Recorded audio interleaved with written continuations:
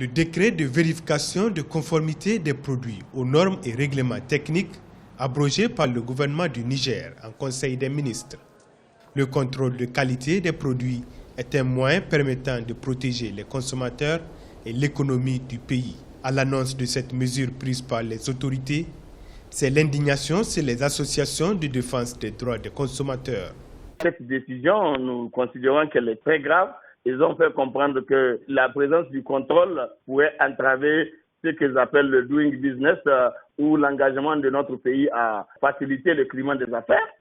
Et de l'autre côté, ils ont parlé des coûts afférents à l'exercice du contrôle qui doit être fait. Donc, nous avons tout de suite démonté ces arguments. Le doing business n'est pas contraire à l'obligation pour chaque pays de prendre des mesures de sécurité pour prévenir la santé de ses populations à partir des produits qui sont importés en sa gestion.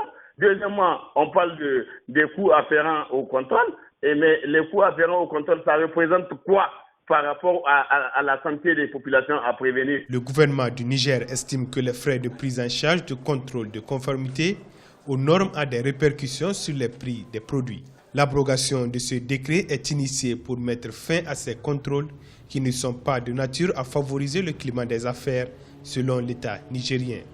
Je voudrais rassurer les consommateurs que ce décret n'a pas été abrogé juste pour laisser les hommes d'affaires faire ce qu'ils veulent. Le chef de l'État, le président de la République, soucieux de garantir une bonne santé aux Nigériens, a d'ores et déjà donné des instructions fermes pour qu'un dispositif plus équilibré, qui prend en compte cumulativement les impératifs de l'amélioration des climats d'affaires et, d'une part, la protection adéquate des consommateurs, d'autre part, soit mise en place très rapidement. Face à cette décision qui pourrait être lourde de conséquences pour la santé des populations, les défenseurs des consommateurs nigériens entendent mener le combat pour amener le gouvernement à revenir sur sa décision.